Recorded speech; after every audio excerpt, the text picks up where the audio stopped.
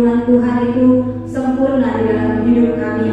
Bahkan pertolongan Tuhan itu selalu ada buat kami.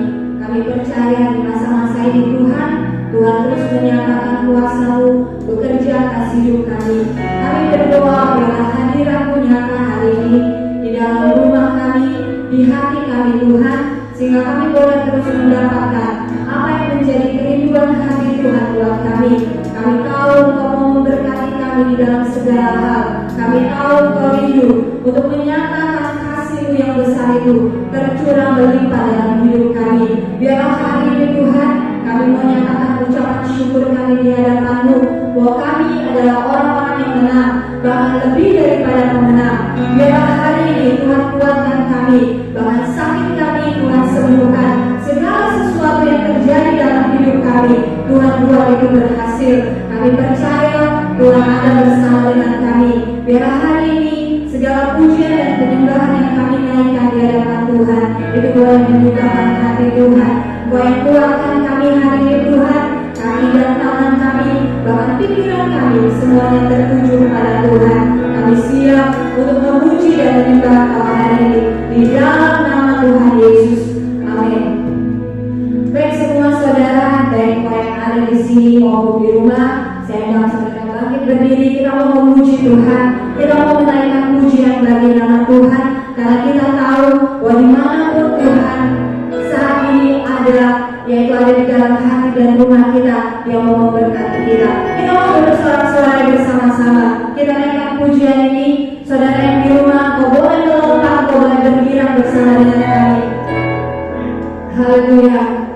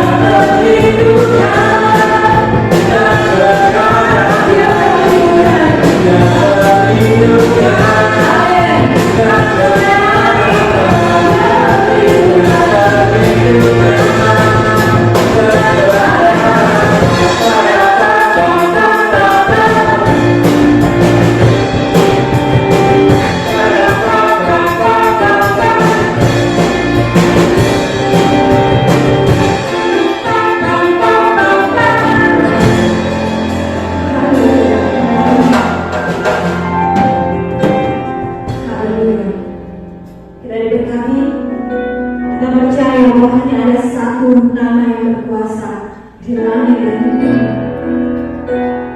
Kita memainkan pujian ini bersama-sama.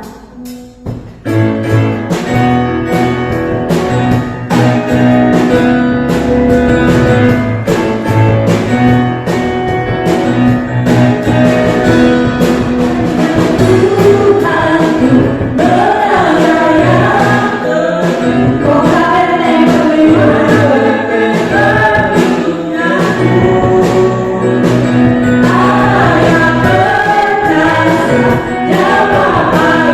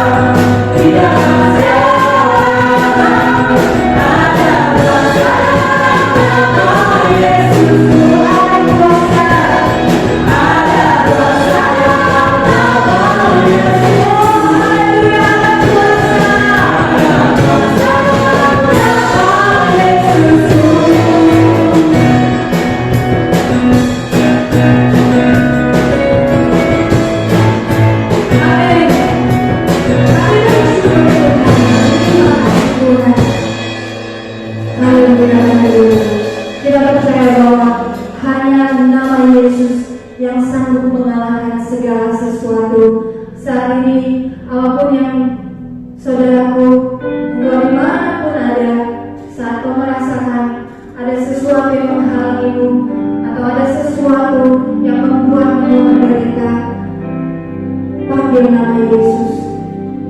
Panggil Dia karena nama itu berkuasa. Kita datang di hadirat Tuhan karena kita tahu hanya oleh darahnya, hanya oleh biru-birunya kita semua sudah dibebaskan. Kami percaya Tuhan, Kau telah menyediakan yang terbaik di dalam hidup kami. Kami percaya bahwa pengampunan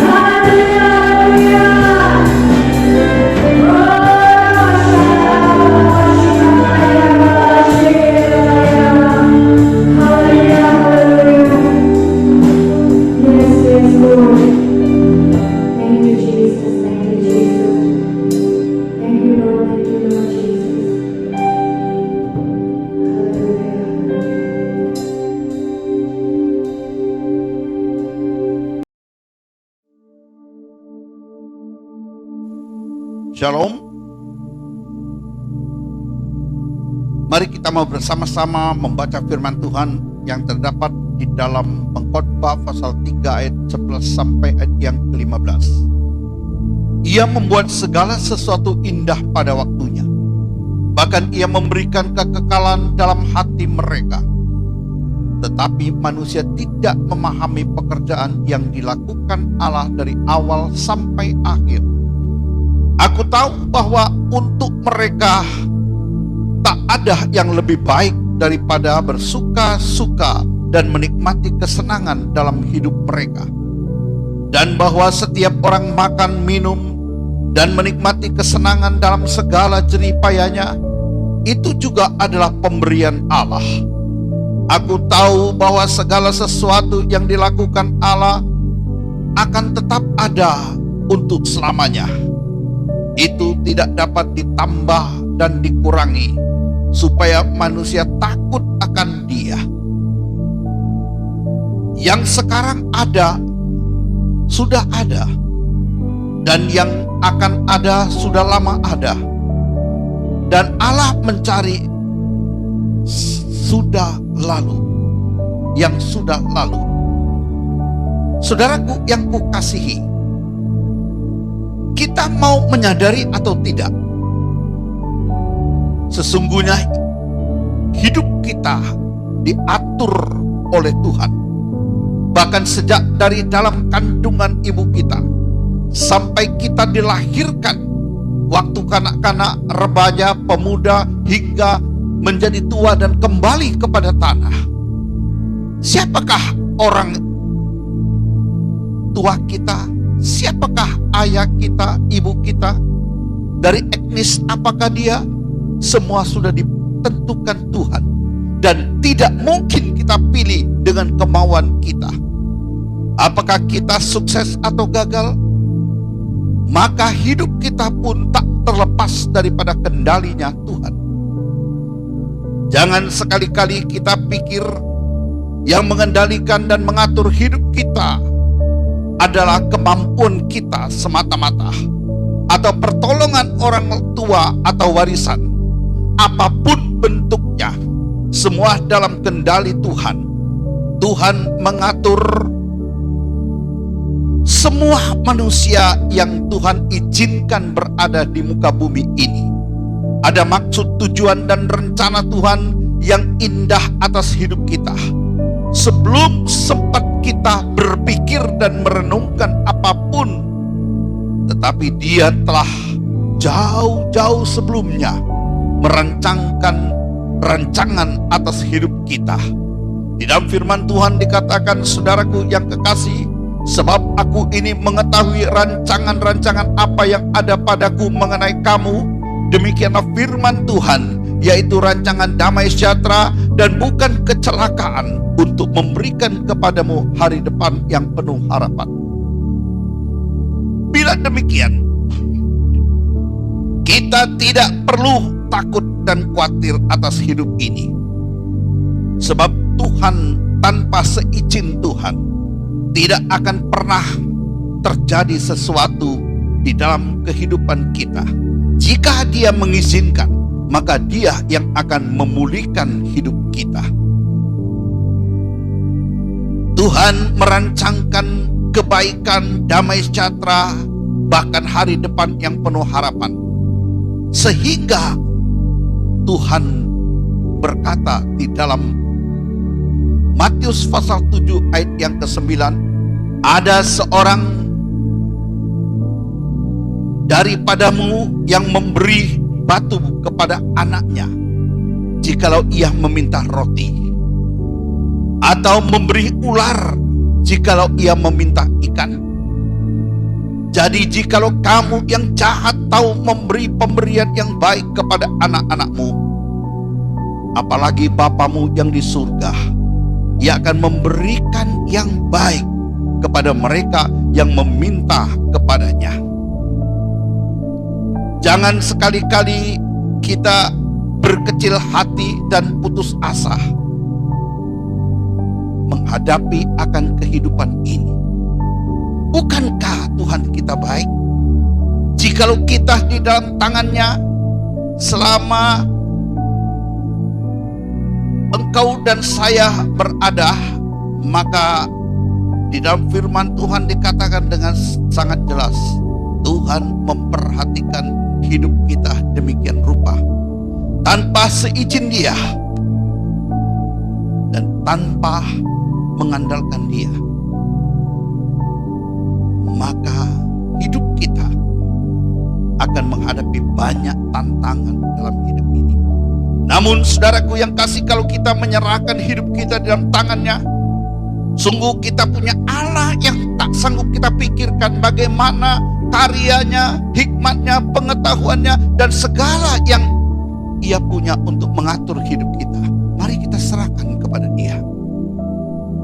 Di dalam kitab Roma, di sana dikatakan, kita tahu sekarang bahwa Allah turut bekerja dalam segala sesuatu untuk mendatangkan kebaikan bagi mereka yang mengasihi Dia, yaitu bagi mereka yang terpanggil sesuai dengan rencana Allah. Sebab semua orang yang dipilihnya dan dari semula, mereka itu ditentukannya dari semula untuk menjadi serupa dengan gambar anaknya, supaya Ia, anaknya itu, menjadi yang sulung di antara banyak saudara. Dan mereka yang ditentukannya dari semula, mereka itu juga dipanggilnya. Saudaraku yang kekasih, berikutnya dikatakan, dan mereka yang dibenarkannya, mereka itu juga dimuliakannya. Allah kita dahsyat luar biasa, bukan?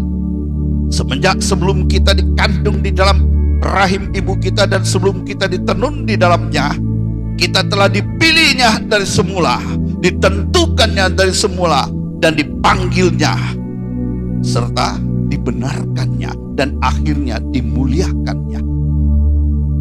Rencana Allah begitu baik dan sempurna atas hidup kita, hari ini dan hari depan kita. Sebab itu taruhkan hidupmu, keluargamu, usahamu dalam tangan Allah, maka Dia akan bertindak. Di dalam Mazmur pasal 37 ayat 5 dikatakan, serahkanlah hidupmu kepada Tuhan dan percayalah hanya kepadanya, dan Ia akan bertindak. Ia akan memunculkan kebenaranmu seperti terang dan hakmu seperti siang. Apapun yang terjadi, percayalah padanya, yakinlah padanya, maka Ia akan membela kita dan Ia akan bertindak. Orang boleh memfitnah kita, membunuh karakter kita, tetapi Dia yang akan memunculkan kebenaran kita. Engkau tidak perlu membela diri, maka hakmu pun Tuhan munculkan seperti siang. Jangan pernah takut, jangan pernah bimbang, jangan pernah meragukan janji Tuhan, sebab janji Tuhan benar, ya dan amin. Dia tidak pernah gagal dalam setiap rancangannya. Semua akan terlaksana dan indah pada waktunya. Kita lihat contoh, saudara. Waktu Lazarus sakit, berita itu sudah sampai kepada Yesus. Akan tetapi Yesus masih menanti atau menunda. 2 hari kemudian Ia baru datang ke rumah daripada Marta, Maria, dan Lazarus. Pada saat itu sudah meninggal. Yesus datang ke rumah Maria dan Marta, saudara perempuan Lazarus. Waktu itu Lazarus sudah mati, bahkan sudah dikuburkan. Mengapa Tuhan hadir setelah Lazarus meninggal? Di dalam ayat yang ke-15 daripada Yohanes 11 berkata, tetapi syukurlah aku tidak hadir pada waktu itu, sebab demikian lebih baik bagimu supaya kamu dapat belajar percaya. Marilah kita pergi sekarang kepadanya. Terkadang kita tidak dapat mengerti mengapa Yesus datang begitu terlambat setelah Lazarus mati. Ternyata kekayaan hikmat dan pengetahuan Allah sungguh tak terselidiki keputusan-keputusannya, sungguh tak terselami jalan-jalannya. Kita lihat apa yang firman Tuhan katakan. Oh, alangkah dalamnya kekayaan hikmat dan pengetahuan Allah. Sungguh tak terselidiki keputusan-keputusannya, dan sungguh tak terselami jalan-jalannya. Sebab siapakah yang mengetahui pikiran Tuhan? Atau siapakah yang pernah menjadi penasehatnya? Atau siapakah yang pernah memberikan sesuatu kepadanya sehingga ia harus menggantikannya? Sebab segala sesuatu ada di dalam Dia, oleh Dia, dan kepada Dia. Bagi Dialah kemuliaan sampai selama-lamanya. Saudaraku yang kukasihi, dalam ukuran dan waktu manusia, Yesus datang memang terlambat. Ternyata tidak tepat menurut ukuran manusia. Namun cara-cara Tuhan memang unik dan masih tidak bisa diterima oleh nalar manusia. Seperti contoh yang lain, ketika 10 orang penyakit kusta diutus atau diperintahkan Yesus untuk menunjukkan diri kepada imam-imam, dan ketika mereka mentaati dan mereka berjalan dalam perjalanan, mereka disembuhkan oleh Tuhan. Demikian juga saudaraku yang kukasihi, di mana firman Tuhan katakan, Yesus katakan,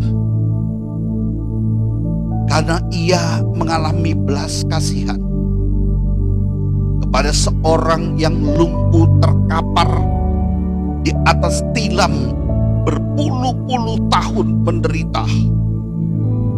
Yesus bertanya, maukah engkau sembuh? Yesus perintahkan, angkat tilammu dan berjalan. Seketika itu juga orang lumpuh itu berjalan dan pulang. Tidak sedikit hal-hal yang bertolak belakang dengan logika, seperti 5 roti dan 2 ikan justru mengenyangkan 5.000 orang, sehingga semuanya menjadi kenyang dan masih tersisa remas-remasnya 12 bakul. Ada juga orang buta dioles dengan lumpur, kemudian diperintahkan untuk mencucikan matanya ke kolam, dan orang buta itu pun sembuh seketika melihat. Banyak lagi hal yang Yesus lakukan, Yesus perintahkan, namun begitu sukar untuk kita mengerti dan di luar nalar kita. Semua ini Yesus lakukan dan membuktikan kasih-Nya yang luar biasa dan tidak terbatas pada manusia. Sepanjang bergulirnya kehidupan, kasih Yesus tidak berubah untuk selama-lamanya. Dalam Pengkhotbah 3 ayat 11 bagian C di sana dikatakan, Allah memberikan kekekalan dalam hati manusia. Artinya kasih Allah tidak berubah, tetapi manusia tidak dapat menyelami pekerjaan yang dilakukan Allah dari awal sampai akhir. Ayat yang ke-13 berkata, setiap orang yang dapat makan dan minum dan menikmati kesenangan dalam jerih payahnya, itu juga adalah pemberian Allah. Bila kita tidak dapat menghargainya, memberi pemberian Tuhan, maka pengkhotbah katakan hanyalah penderitaan dan kesia-siaan. Mengapa Allah melakukan semua itu atas umat ciptaannya dengan tidak dapat ditambah dan dikurangi? Ayat 14 bagian C berkata, Allah berbuat demikian supaya manusia takut akan Dia. Artinya manusia percaya akan datang menyembah dan mengagungkan Dia. Kemudian kita lihat di dalam Pengkhotbah pasal 12 ayat yang pertama. Di sana pengkhotbah katakan, ingatlah akan penciptamu pada masa mudamu, sebelum tiba hari-hari yang malang mendekat, tahun-tahun yang malang mendekat, tahun-tahun yang kau katakan tak ada kesenangan bagiku di dalamnya. Jemaat yang kukasihi, Tuhan yang mengatur setiap kehidupan kita tanpa kita minta, karena kasih-Nya yang besar. Maka saudaraku yang kekasih, segala sesuatu dalam kehidupan kita sudah Tuhan atur demikian rupa. Sebelum kita bisa merancangkannya, Tuhan sudah merancangkannya sampai hari depan kita yang penuh harapan. Oleh karena itu, serahkan hidupmu, serahkan keadaanmu, apapun yang sedang kau hadapi pada saat ini. Dia sanggup dan Dia dapat bertindak bagimu. Kiranya nama Tuhan dipermuliakan. Tuhan memberkati. Mari kita tundukkan kepala kita, mau berdoa. Sang Pencipta Tuhan Yesus Kristus yang kami sanjung, kami muliakan dan kami tinggikan, taruhkanlah kebenaran firman-Mu di hati kami. Karena kami tahu Tuhan, hidup kami adalah rencana-Mu, hidup kami dalam pimpinan dan kendali-Mu. Tanpa Engkau yang mengendalikannya, maka hidup kami pun akan morat-marit, akan porak-poranda. Tetapi kami tahu betapa Engkau mengasihi kami. Izinkanlah Tuhan, pada pagi hari ini kami berdoa buat saudara-saudara kami, jemaat-Mu yang sakit. Kami berdoa untuk Ibu Teti yang sakit. Kami juga berdoa untuk Ibu Lydia. Kami juga berdoa untuk Bapak Gunawan. Kami juga berdoa untuk setiap anak-anak Tuhan, terutama mereka yang setia di dalam Engkau. Berikan mereka kesembuhan. Dalam nama Yesus mereka disembuhkan, mereka disehatkan. Berkati ekonomi mereka, berkati sandang pangan mereka. Kami juga berdoa untuk pemerintah pusat sampai kepada daerah, di mana tempat atau di mana kami berdomisili, khususnya di Palembang.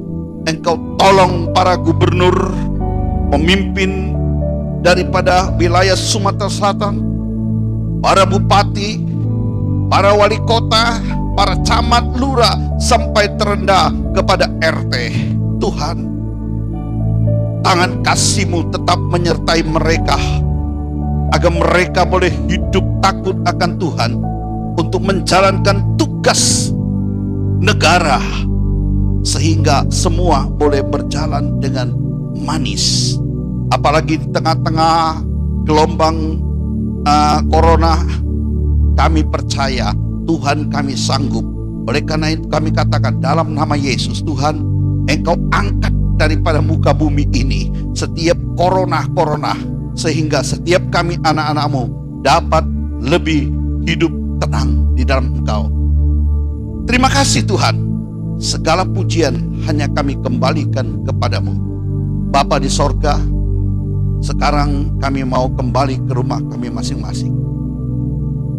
Jemaat yang kukasihi,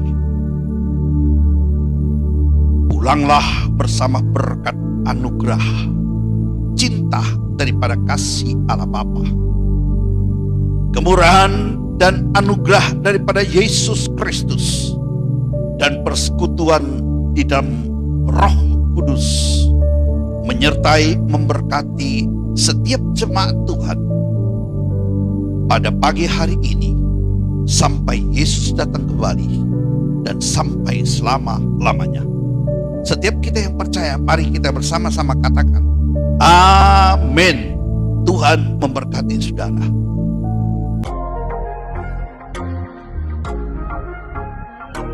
Breaking news.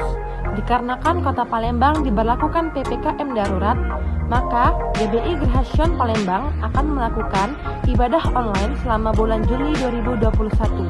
Saudara dapat mengikuti ibadah online lewat YouTube channel GBI Gerhasyon. Untuk link ibadah akan di-share ke seluruh jemaat pukul 9.30 WIB. Tuhan Yesus memberkati. Konseling dan doa. Bila saudara membutuhkan konseling, bimbingan, saran, ataupun nasihat firman Tuhan, saudara dapat menghubungi nomor telepon atau WA pada warta yang tertera. Persembahan dan perpuluhan dapat ditransferkan ke Bank BCA atas nama GBI Gerhasyon, ataupun bagi saudara-saudari yang masih ingin memberikan dana pembangunan atau renovasi gereja dapat mentransferkan dana ke Bank Mandiri atas nama Thomas Setiawan Gereja Bethel IIND. Untuk keperluan administrasi, mohon bukti transfer persembahan, perpuluhan, ucapan syukur dapat dikirim ke nomor WhatsApp yang tertera. Happy birthday to you. Gembala Sidang dan seluruh jemaat Tuhan mengucapkan selamat ulang tahun bagi saudara-saudari yang lahir di bulan Juli. Kiranya kasih karunia selalu menyertai. Dan bagi saudara-saudari yang berulang tahun di bulan Juli tetapi namanya belum terdaftar di warta, dapat menghubungi Pendeta Muda Lukas Setiawan. Tuhan Yesus memberkati.